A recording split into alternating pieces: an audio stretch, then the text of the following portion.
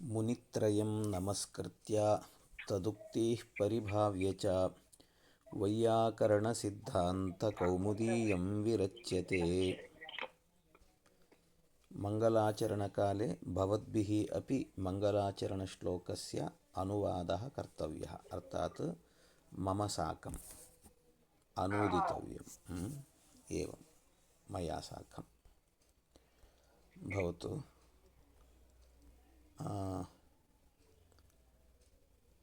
इदानीं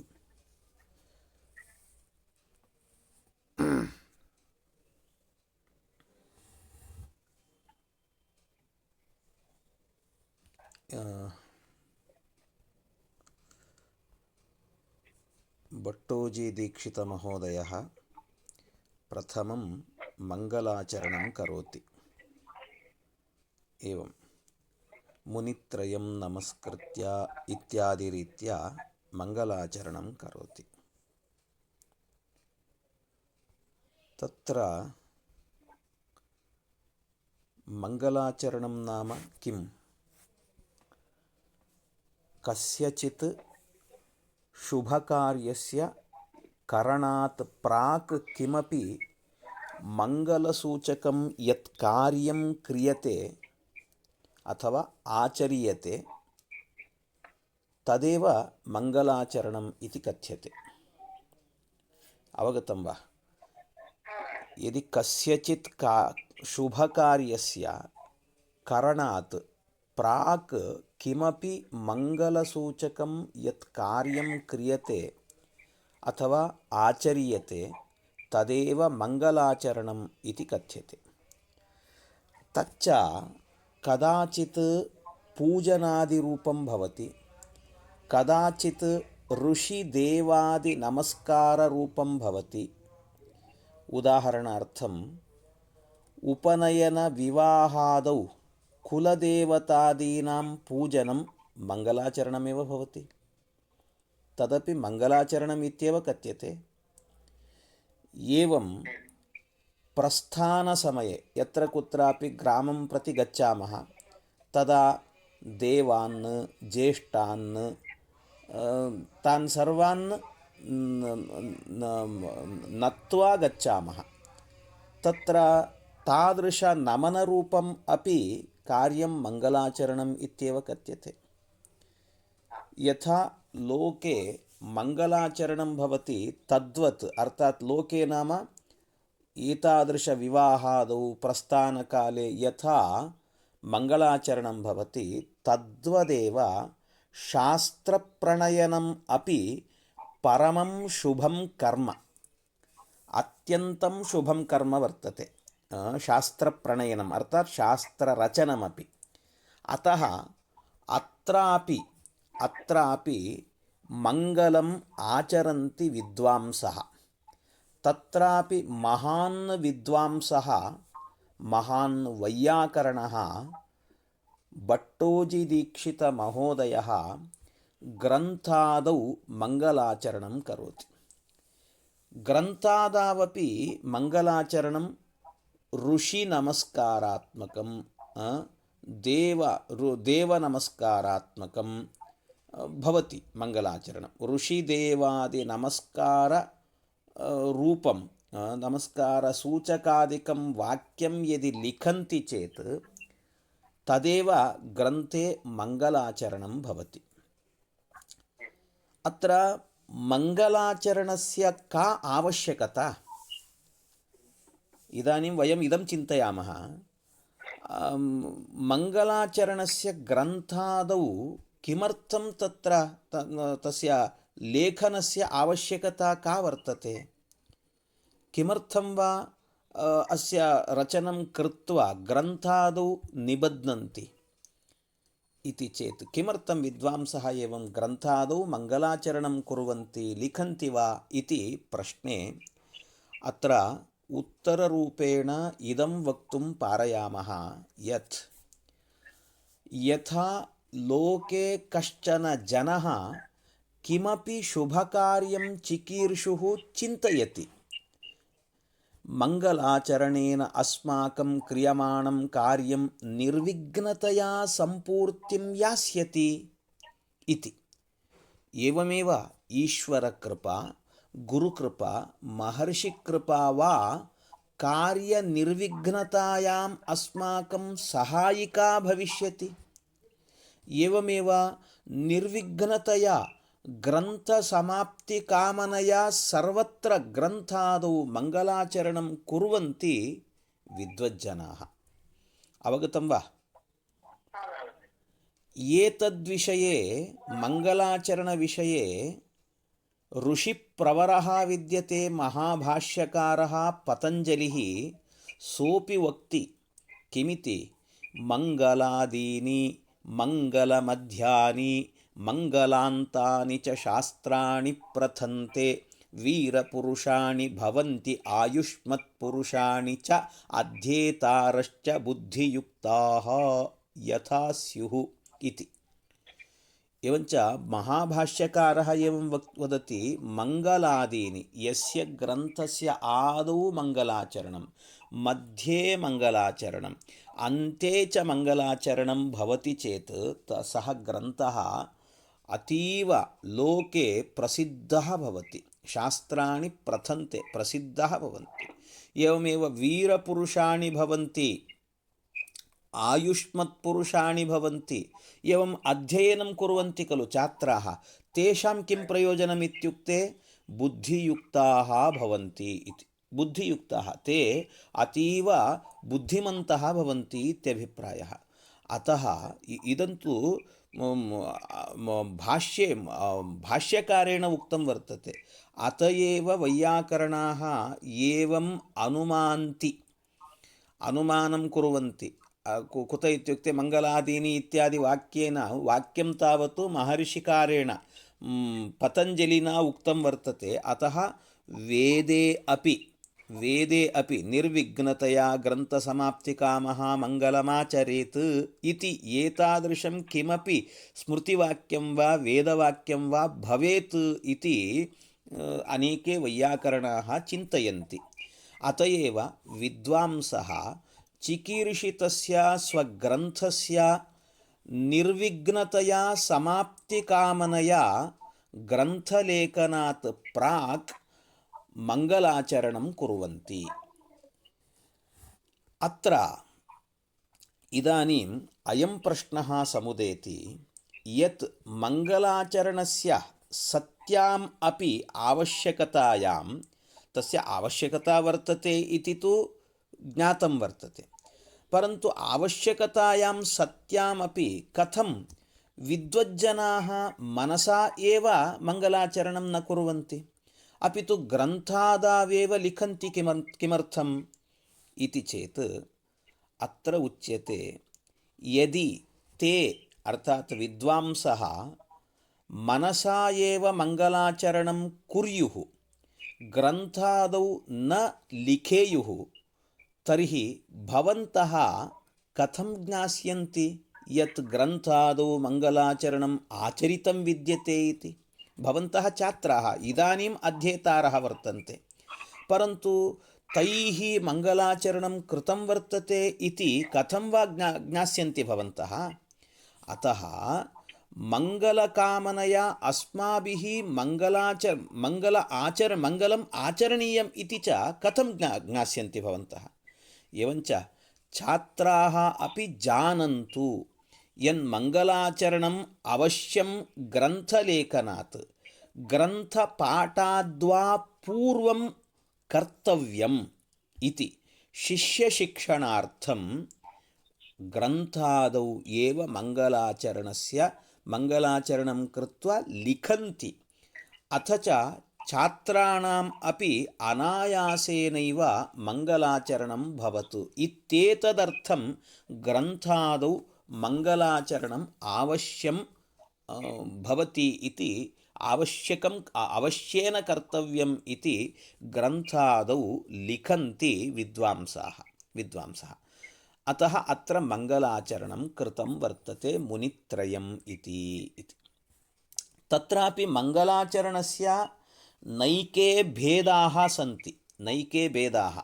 मङ्गलाचरणस्य आशीर्वादात्मकं मङ्गलं वर्तते, नमस्कारात्मकं मङ्गलं वर्तते, एवं वस्तुनिर्देशात्मकं मङ्गलं वर्तते। तत्र प्रथमतः तत्र यस्मिन् मङ्गलश्लोके आशीर्वादस्य कामना भवति तदाशीर्वादात्मकं मङ्गलाचरणं भवति। यथा उदाहरणार्थम् इदानीम् अभिज्ञानशाकुन्तला इति किञ्चित् काव्यं वर्तते, नाटकरूपकाव्यं। महान् कविकुलतिलकः कालिदासमहोदयः रचितवान्। तत्र सः मङ्गलाचरणं करोति अभिज्ञानशाकुन्तले, या सृष्टिः सुष्ठुराध्या इत्यादिरूपेण उक्त्वा रवतु वस्ताभिः अष्टाभिः ईशः रवतु अर्थात् अवतु वः ताभिः अष्टाभिः ईशः इति। अत्र अयं भावः सः ईशः नाम भगवान्, वः अस्मान् अवतु रक्षतु इति तस्य ईश्वरस्य आशीर्वादस्य प्रार्थना विद्यते अत्र। अतः इदम् आशीर्वादात्मकं मङ्गलम् इति कथयन्ति। एवमेव नमस्कारात्मकम् अपि मङ्गलं विद्यते। द्वितीयं नमस्कारात्मकं मङ्गलं। तत्र मङ्गलश्लोके गुरोः वा देवस्य वा यदि नमस्कारः विहितः भवति तन्नमस्कारात्मकं मङ्गलम् इति कथ्यते। यथा इदानीम् उदाहरणार्थम् अस्माकं भट्टोजीदीक्षितमहोदयेन रचित सिद्धान्तकौमुद्याम् अर्थात् वैयाकरणसिद्धान्तकौमुद्यां प्रथमश्लोकः वर्तते, मुनित्रयं नमस्कृत्य तदुक्तिः परिभाव्य च वैयाकरणसिद्धान्तकौमुदीयं विरच्यते इति। अत्र मुनित्रयं प्रति नमस्कारः विहितः अस्ति। अतः इदं नमस्कारात्मकं मङ्गलम् इति कथयन्ति। अवगम्यते खलु? यदि प्रश्नः भवति चेत् मध्ये प्रष्टुम् अपि शक्यते। भवतु। एवं वस्तुनिर्देशात्मकम् अपरं मङ्गलं विद्यते। वस्तुनिर्देशात्मकं मङ्गलाचरणं यत् तदपि मङ्गलाचरणमित्येव कथ्यते। मङ्गलश्लोके काव्ये ग्रन्थे वा वर्णितस्य वस्तुनः प्रतिपादनं यदि भवति, यथा इदानीम् उदाहरणार्थे किरातार्जुनीयम् इति काव्यमेकं वर्तते। तत्र श्रियकुरूणाम् इत्यादि श्लोकेन द्वैतवने वनेचरः इति। अत्र मङ्गलश्लोके काव्ये आगतस्य कथावस्तुनः निर्देशः प्राप्यते। अतः कथावस्तुनः निर्देशः वर्तते इति कृत्वा अतः अत्र वस्तुनिर्देशात्मकं मङ्गलम् इति कथ्यते। एवञ्च प्रकृते अपि इदानीं प्रकृते नाम अत्र वैयाकरणसिद्धान्तकौमुद्यामपि मङ्गलाचरणं कृतं वर्तते। मुनित्रयं नमस्कृत्य तदुक्तिः परिभाव्य च वैयाकरणसिद्धान्तकौमुदीयं विरच्यते इति। अत्र प्रश्नः एवं भवति। प्रथमतः अस्य श्लोकस्य अभिप्रायस्तावत् एवं विद्यते। अभिप्रायः अस्य श्लोकस्य किं भवति? मुनित्रयं नमस्कृत्य इति। मुनित्रयं नमस्कृत्य अर्थात् मुनित्रयं नमस्कृत्य इत्यस्य मुनित्रयाः के? मुनित्रयाः नाम मुनित्रयः महर्षिपाणिनिः, एवं महर्षिः कात्यायनः, एवमेव महर्षिः पतञ्जलिः। पाणिनिमहर्षिः कः? सः वार्तिककारः उत सूत्रकारः उत भाष्यकारः? पाणिनिमहर्षिः सूत्रकारः वर्तते। एवम् अनन्तरं भाष्यकारः कः? पतञ्जलिः। एवं कात्यायनः वार्तिककारः इति। सत्यं, समीचीनं। तत्र मङ्गलश्लोके भट्टोजीदीक्षितः मुनित्रयं नमस्कृत्य इति लिखितवान्। तत्र शङ्का जागर्ति यत् नमस्कृत्य इत्यत्र नमः शब्दः भवति। नमःशब्दयोगे च नमस्वस्ति स्वाहा स्वदालं वषड्योगाच्च इति सूत्रेण चतुर्थी विभक्तिः भवति। तत् कथम् अत्र द्वितीया विभक्तिः इति प्रश्नः। अत्र समाधानम् एवं भवति। भोः, यथा अत्र भवदुक्तरीत्या चतुर्थी विभक्तेः प्रसक्तिः वर्तते। अर्थात् नमस्वस्ति इत्यादि सूत्रेण नमःपदयोगेन चतुर्थी विभक्तेः प्रसक्तिः वर्तते। तद्वत् मुनित्रयं नमस्कृत्य इत्यत्र च कृ धात्वर्थ क्रियानिरूपितकर्मत्वेन हेतुना, अर्थात् क्रिया नाम नमस्काररूपक्रिया, तादृशक्रियया आप्तुम् इष्टतमं भवति मुनित्रयं। तथा च कृ धात्वर्थक्रियानिरूपितकर्मत्वेन हेतुना कर्मणि द्वितीया इति द्वितीया विभक्तेः प्रसक्तिः अपि विद्यते।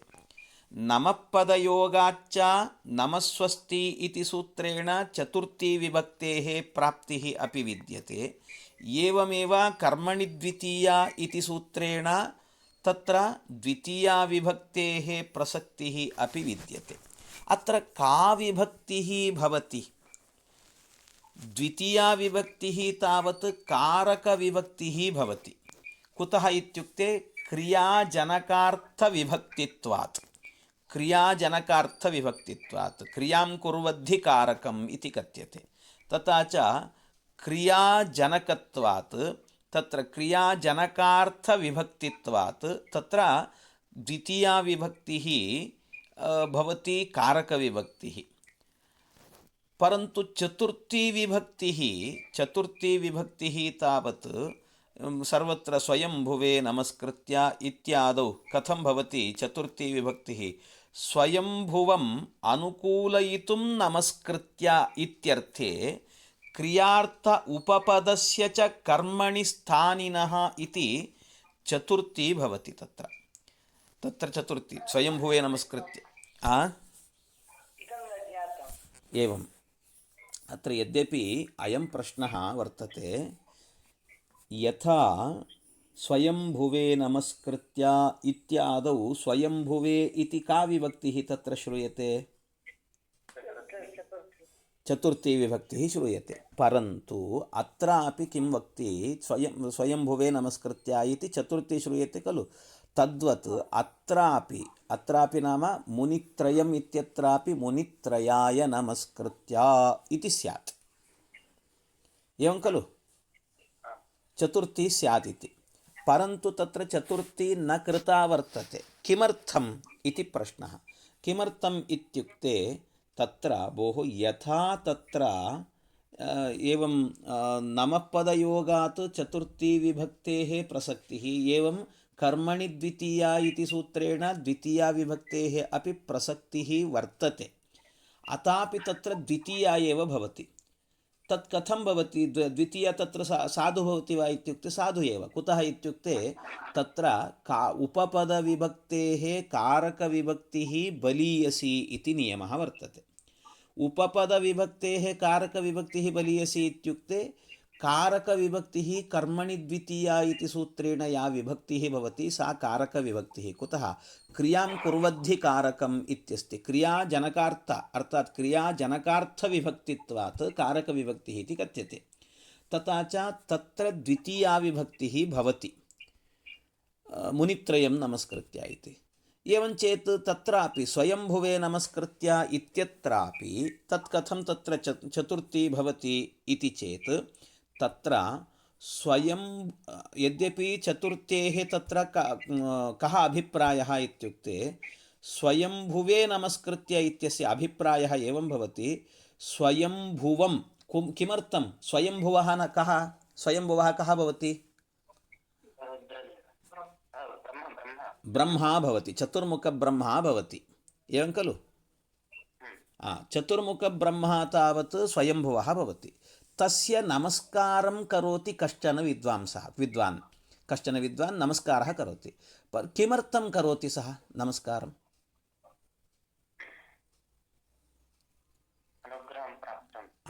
एवं अनुग्रहं प्राप्तुम् इत्यस्य कः अभिप्रायः मद्विषये सः प्रतिकूलः मा भूत् अपि तु अनुकूलः स्यात् इति अनुकूलः मम विषये तावत् सः अनुकूलः स्यात् न तु प्रतिकूलः इति तथा च स्वयंभुवे नमस्कृत्य इत्यत्र अभिप्रायः कः भवति स्वयंभुवम् अनुकूलयितुं नमस्कृत्य इति क्रियार्थक्रिया वर्तते अत्र जानन्ति वा क्रियार्थक्रिया अर्थात् नमस्कारं करोति तत्र किमर्थं नमस्कारं करोति इत्युक्ते अनुकूलयितुम् अनुकूलरूपक्रियार्थं नमस्काररूपं क्रियां करोति जानन्ति वा अवगतं वा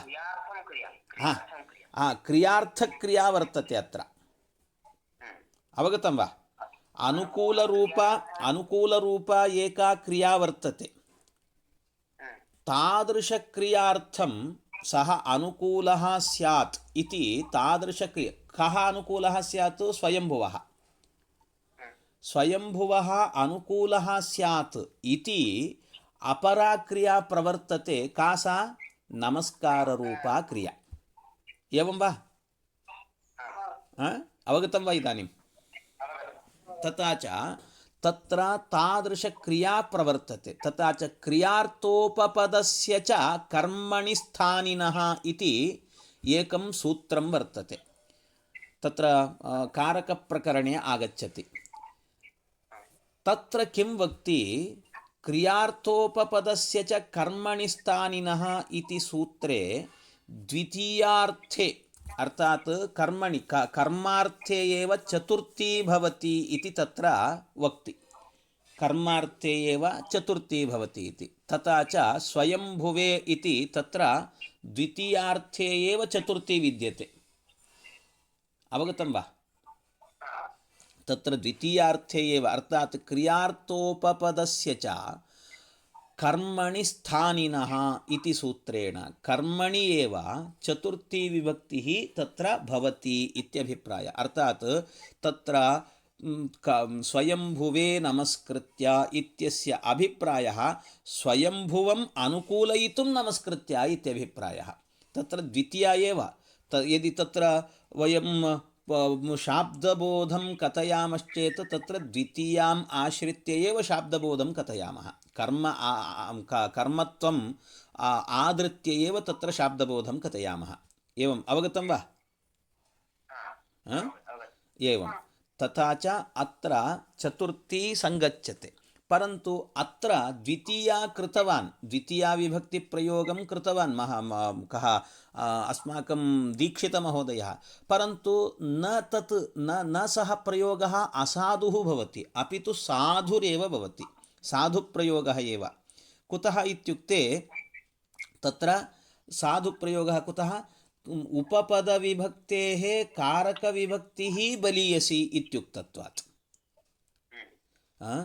उपपदविभक्तेः कारकविभक्तिः बलीयसी इति एवम् अवगतं वा तथा च कारकविभक्तेः प्रबलत्वात् अत्र कारकविभक्तिः नाम का द्वितीया विभक्तिः सा विभक्तिः एव आगत्य तत्र मुनित्रयं नमस्कृत्य इति रूपं भवति साधुप्रयोगः एव कृतवान् इत्यभिप्रायः एवम् अवगतं वा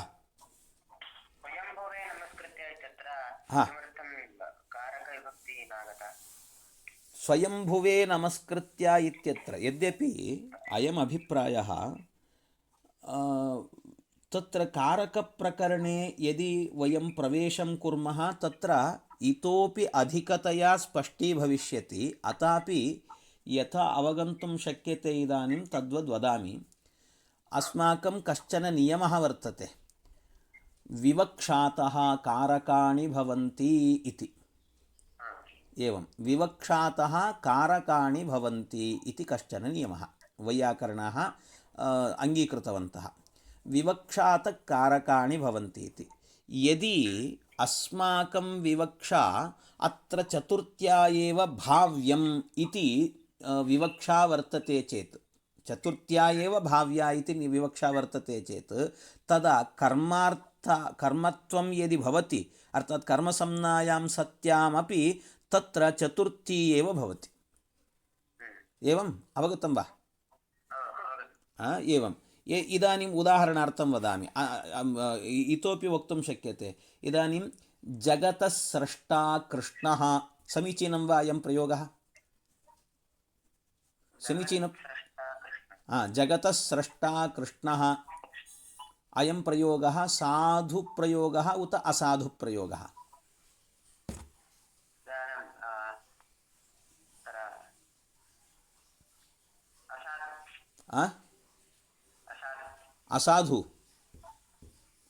असाधुप्रयोगः। जगतः स्रष्टा कृष्णः,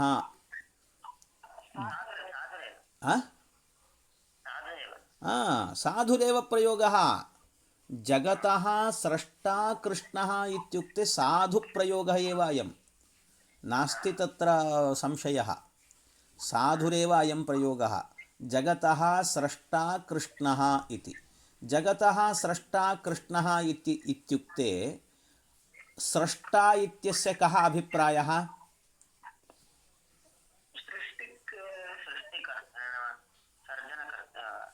सृष्टिकर्ता इत्यभिप्रायः। एवञ्च सृष्टिकर्ता इत्युक्ते सृष्टिरूपक्रियां करोति अयं कर्ता। अयं कर्ता कः? सः कृष्णः। तथा च सृष्टिरूपकर्ता वर्तते कृष्णः। तत्र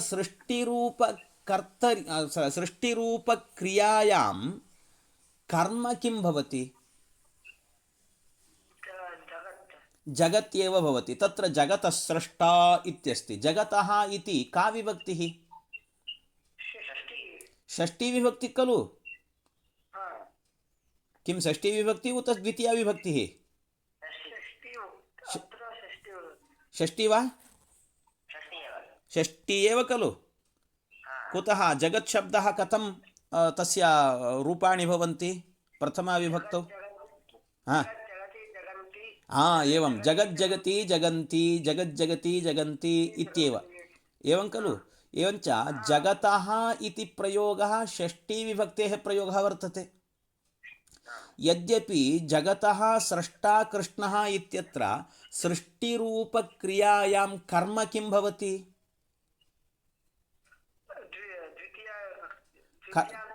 नैव कर्म संज्ञा कस्य भवति इति पृष्टवान् अहम्। जगत् इत्यस्यैव। एवञ्च जगदेव तत्र कर्म भवति। तथा च कर्म संज्ञायां सत्यं का विभक्तिः भवितव्या? तत्र द्वितीया खलु? एवञ्च तत्र द्वितीया प्रयोगेन जगज्जगति इति जगत् जगत्कर्ता जगत्स्रष्टा कृष्णः इति वक्तव्यं। परन्तु जगतः स्रष्टा इति उक्तवन्तः। साधुप्रयोग खलु? तथापि तत्र किं वक्ति भोः, इतोपि एकं सूत्रं वर्तते, कर्तृकर्मणो कृति इति। कर्तृकर्मणोः कृति इति वर्तते। तत्र कर्तृकर्मणोः कृति इत्यत्र किं वक्ति सः? कर्मार्थे अपि षष्ठी विभक्तिः भवति इत्युक्तवान्। अत्र षष्ठी भवति कर्मार्थे एव। एवम् अवगतं वा? तथा च तत्र कर्मार्थे एव, अर्थात् विदुषाम् अयम् अर्थात् संस्कृतसाहित्ये अयं विशेषः वर्तते। एवमपि प्रयोगः कर्तुं एवमपि प्रयोगं कर्तुं शक्नुमः, एवमपि प्रयोगं कर्तुम्, अर्थात् तत्र भाषासौन्दर्यं भवति। इतोपि अधिकतया तावत् कारकप्रकरणे स्फुटीभविष्यति। भवतु, इदानीम् अवगतं खलु? अवगतम्। एवं तथा च इदानीं मङ्गलाचरणं कृतवान् भट्टोजिदीक्षितमहोदयः। तत्र मुनित्रयं नमस्कृत्य इति यः प्रयोगः वर्तते साधुरेव प्रयोगः वर्तते इति। एवम् अनन्तरं वर्तते भट्टोजिदीक्षितः एवम् उक्तवान् मङ्गलाचरणे, तदुक्तीः परिभाव्य च इति। अर्थात् तेषाम् उक्तयः तदुक्तयः, विग्रहवाक्यम् एवं भवति, तेषाम् उक्तयः तदुक्तयः ताः तदुक्तीः इति। अर्थात् तेषां पाणिनिकात्यायनपतञ्जलीनाम् अर्थात् सूत्रवार्तिकमहाभाष्यरूपाः उक्तीः वचनानि परिभाव्य अर्थात् सम्यगालोच्य इति, सम्यगालोच्य इत्यर्थः। तथा च सम्यगालोच्य इयं ग्रन्थः विरच्यते इति उक्तवान्। परन्तु अत्र इयं शङ्का भवति, कोशादौ तावत् परिभवशब्दस्य, परिभव इति शब्दस्य तिरस्कारः इत्यर्थः विद्यते। तिरस्कारः इति, तथा च तिरस्कारार्थः तदुक्तीः अर्थात् तदुक्तीः नाम तेषाम् अर्थात् महर्षीणाम् उक्तीः वचनानि तिरस्कृत्य इत्यभिप्रायः भवति। प्राचाम् उक्तयः तदुक्तीः, मुनित्रयस्य उक्तीः तदुक्तीः तेषां तिरस्कृत्य इति। तिरस्कृत्य कुतः? अनादरपरिभवः परिभावस्तिरस्क्रिया इति अमरकोशे कोशकारः उक्तवान्। तथा च कोशवचनात् परिपूर्वकस्य भूधातोः तिरस्कारार्थकत्वात् अत्र परिभाव्य इत्यस्य विचारार्थकत्वम् असङ्गतम्। सम्यगालोच्य इति विचारार्थकत्वम् अस्माभिः व्याख्यानं कृतं, परन्तु कोशरीत्या तावत् कः अर्थः सम्पद्यते? तत्र तिरस्कारार्थः। तथा च विचारार्थकत्वम् असङ्गतमेव भवति। यतोहि धातवः अनेकार्थाः भवन्ति, अतः अत्र विचारार्थकत्वं न, यद्यपि धातूनाम् अर्थः अनेकाः भवन्ति, अनेकार्थकत्वं धातूनां, कुतः इत्युक्ते कश्चन वदति धातूनाम् अनेकार्थत्वात् इत्यपि किञ्चित् वाक्यं वर्तते। तथा च धातवः अनेकार्थाः भवन्ति, अत एव परौ भुवो अवज्ञाने इति पाणिनिसूत्रं सङ्गतं भवति। पाणिनिसूत्रं किमिति वर्तते? परौ भुवो अवज्ञाने इति किञ्चित् सूत्रं वर्तते। अन्यथा परिपूर्वकस्य भूधातोः तिरस्कारार्थत्वमात्रस्वीकारे तादृशधातोः अर्थान्तर अभावेन अर्थान्तरे अर्थात् व्यभिचाराभावात् अत्र सूत्रे अवज्ञाने इति विशेषणदानम् अनर्थकं स्यात्। अर्थात् परिपूर्वकस्य भवतेः अर्थात् भूधातोः विभिन्नार्थकत्वस्वीकारे तु केवल अवज्ञानार्थे एव परिपूर्वकात् भूधातोः घञ् प्रत्ययः भवति, न तु अन्यस्मिन् अर्थे इति सूत्रं सङ्गच्छते। एवम् अवगतं वा? एवं वा? पुनरेकवारं कथयामि। इदानीं पश्यतु, अत्र परिभव इत्यस्य भवता किमुक्तं वर्तते? परिभवशब्दः यद्यपि परि उपसर्गक भूधातोः तिरस्कारः अर्थः विद्यते इति कोशे उक्तं वर्तते। एवं वा? कोशे एवं वर्तते।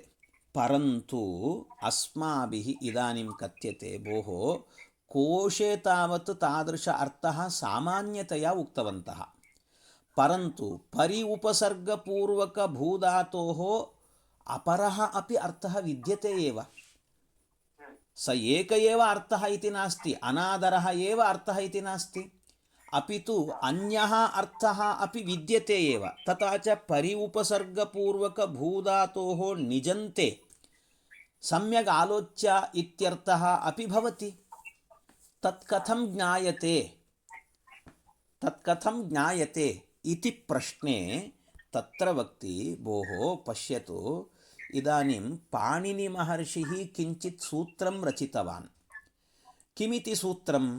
किमित्युक्ते तत्र सूत्रं वर्तते परौ भुवो अवज्ञाने इति। परौ भुवोऽवज्ञाने इति सूत्रं वर्तते।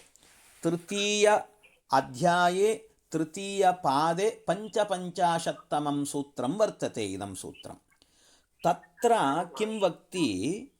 परौ भुवो अवज्ञाने इति। अवज्ञाने नाम तिरस्कारः इत्यर्थः। अत्र भुवः परि उपसर्गपूर्वकभूधातोः अवज्ञाने अर्थे किं भवति? घञ् प्रत्ययः भवति इति वक्ति तत्र। परन्तु अस्माभिः एवमुच्यते इदानीं महर्षिपाणिनिः तत्र सूत्रे अवज्ञाने इति यत् प्रयोगं कृतवान् सः प्रयोगः असाधुरेव। असाधुः नाम तादृशप्रयोगस्य आवश्यकता एव नास्ति इति। केवलम् एवमेव सूत्रमस्तु, परौ भुवः इत्यस्तु सूत्रम्, अवज्ञाने इति मास्तु इति। कुतः इत्युक्ते भवता तावत् सर्वत्रापि सर्वैः अपि कोशादिषु परि उपसर्गपूर्वकभूधातोः कः अर्थः इति कोशादिना ज्ञायते? अनादरः, अर्थात् अवज्ञानम् इत्येव ज्ञायते। अवज्ञानं नाम अनादरः इत्येव। अनादरः इत्यर्थः विद्यते इति अस्माभिः कोशादिना पठितैः अस्माभिः ज्ञायते एव तादृश अर्थः विद्यते इति। तथा च तादृश अर्थः विद्यते इति अस्माभिः एव कोशादिना एव ज्ञायते।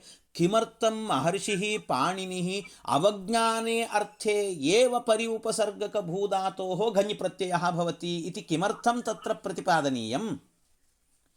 अवगतं वा?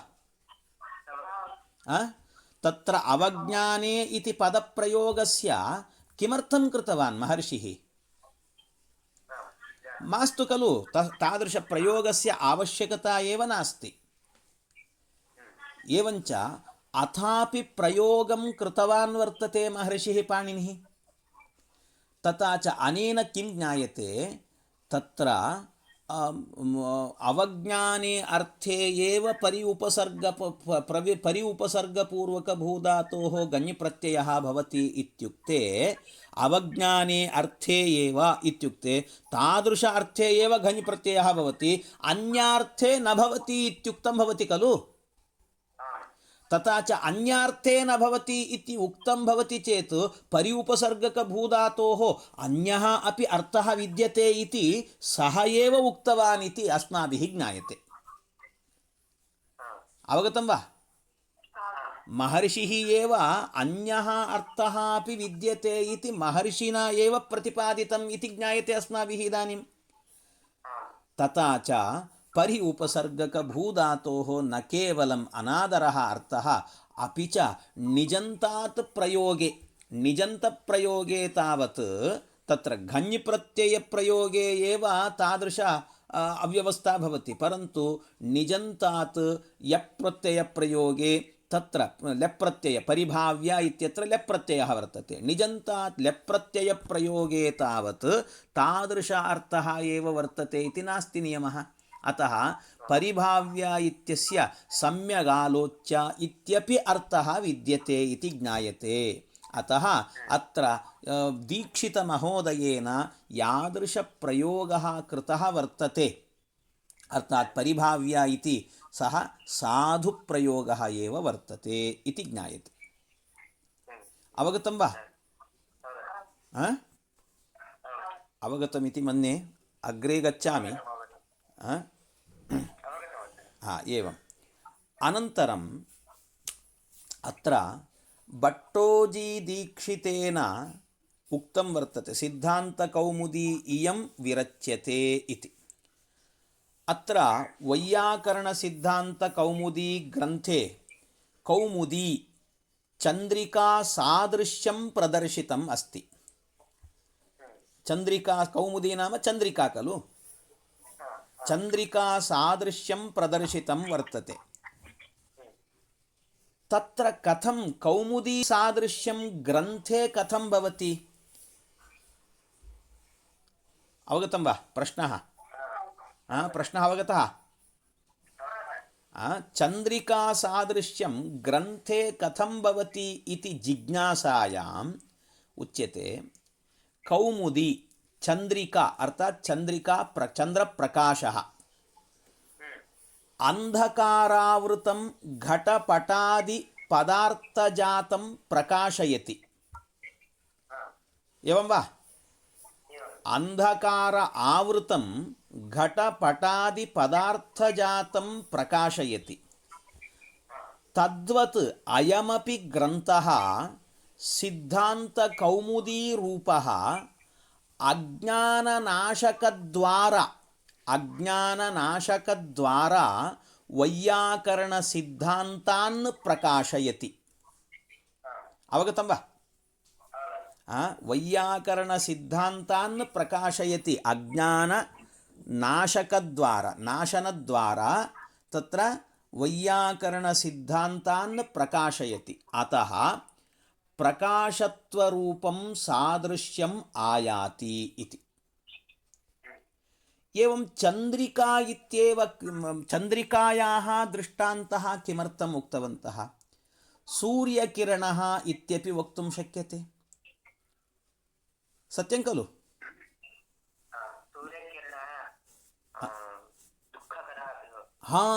तदेव चन्द्रिका हि दिनकिरणजनिततापं क्लेशं दूरीकरोति। दिनकरकिरणः अर्थात् दिनकर नाम सूर्यः, दिनकरकिरणजनिततापम् अर्थात् क्लेशं दूरीकरोति चन्द्रिका। एवम् अयमपि ग्रन्थः महाभाष्यादि दुरूहग्रन्थरेभ्यः अर्थात् महाभाष्यादिग्रन्थः अतीव कठिनग्रन्थः। तत्र एवमेव यदि वयं बालाः तत्र प्रवेशं कुर्मः चेत् अवगन्तुमेव न शक्यते, तस्य प्रयोगमेव अस्माभिः अवगन्तुं न शक्यते। एवं सिद्धान्तज्ञानप्राप्तौ जायमानस्य क्लेशस्य तापस्य वा अनायासेन ज्ञानसम्पादनेन अपनोदनं करोति, अर्थात् तापस्य अपनोदनं करोति अयं ग्रन्थः। एवञ्च क्लेशशामकत्वेन साम्यम् आयाति।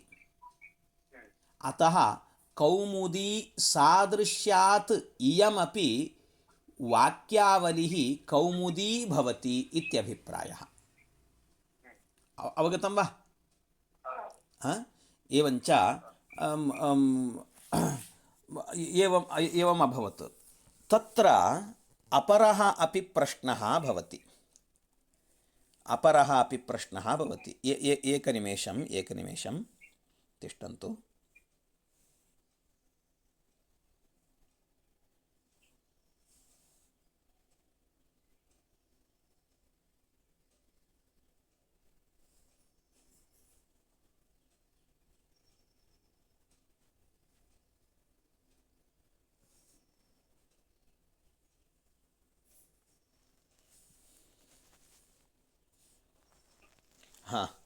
श्रूयते?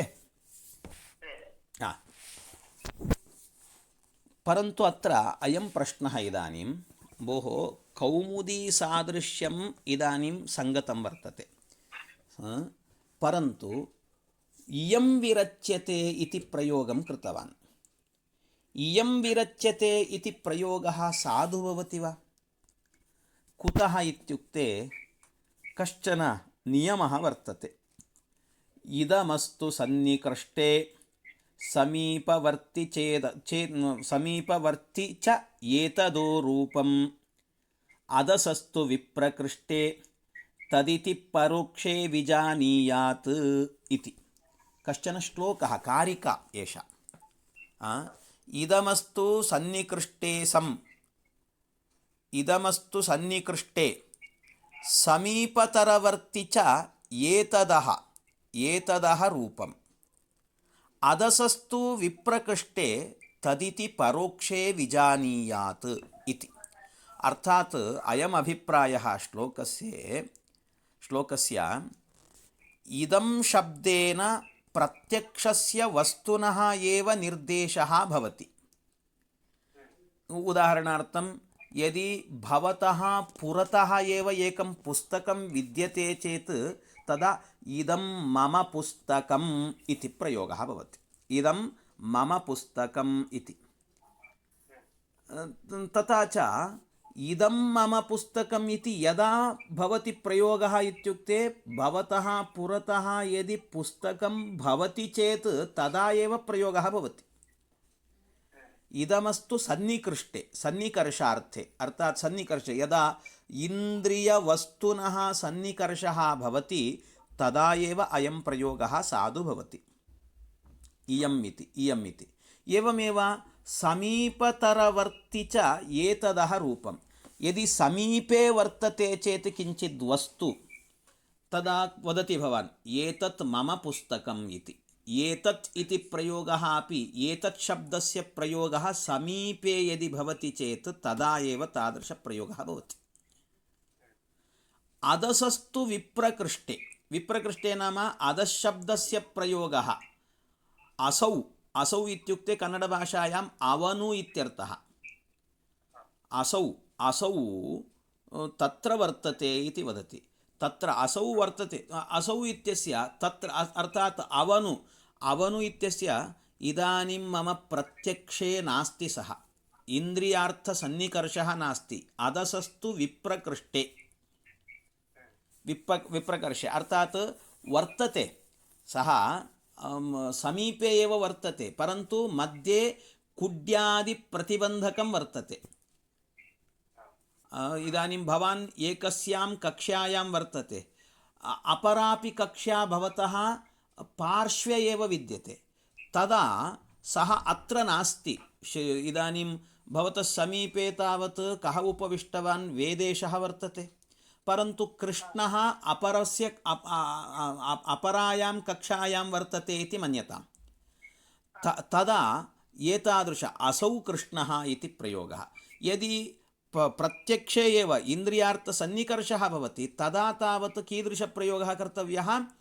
अयं कृष्णः इति, अयं कृष्णः इति।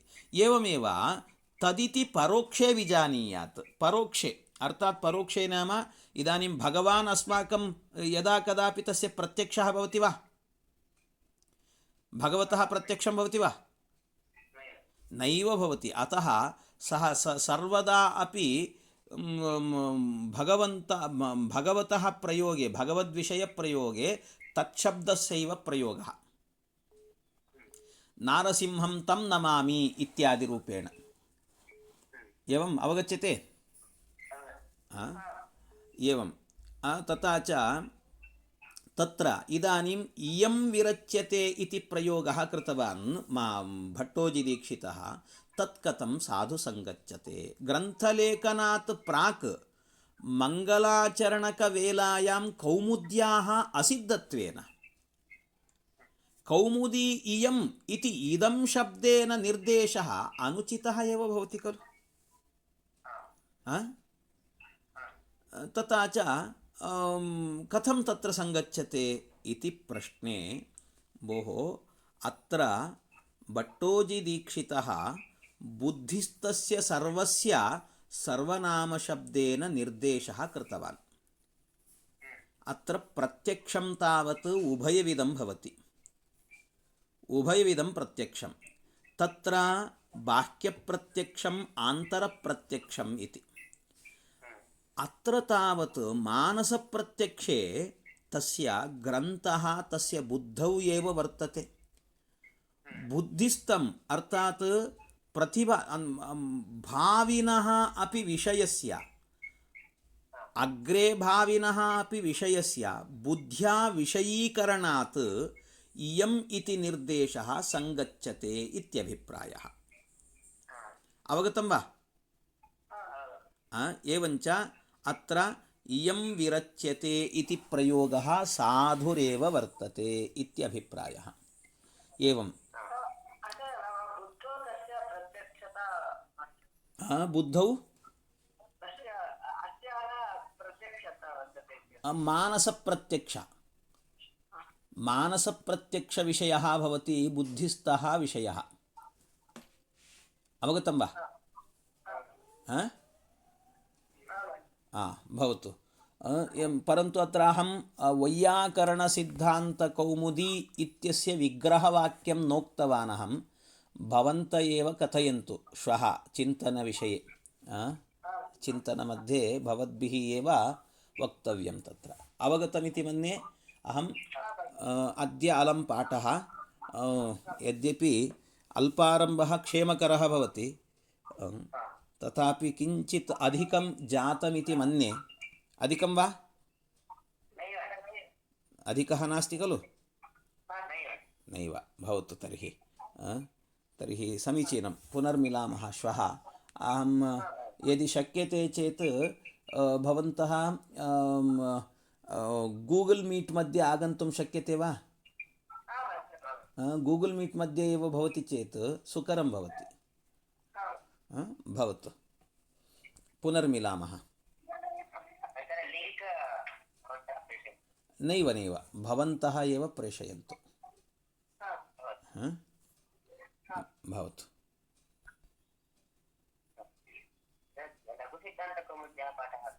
लघुसिद्धान्तकौमुद्याः पाठः इदानीं कर्तुं न शक्यते मम। अद्य रात्रौ करोमि। अद्य रात्रौ समयं वदामि, अनन्तरं समयम् उक्त्वा अनन्तरं करोम्यहं। वाट्सप् मध्ये एव स्थापयामि, समयं दृष्ट्वा आगच्छन्तु। भवतु। हरये नमः। एकवारम् अन्ते व्यासाय भवनाशाय श्लोकः आगच्छति वा? वदतु।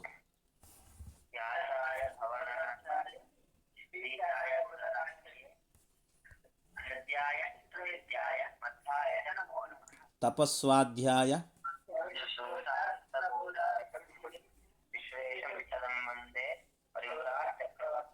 भवतु। अन्ते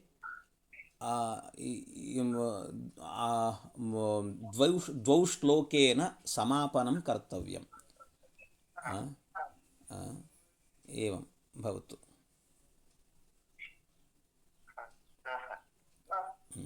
श्लोकद्वयाभ्यां समापनं भवतु।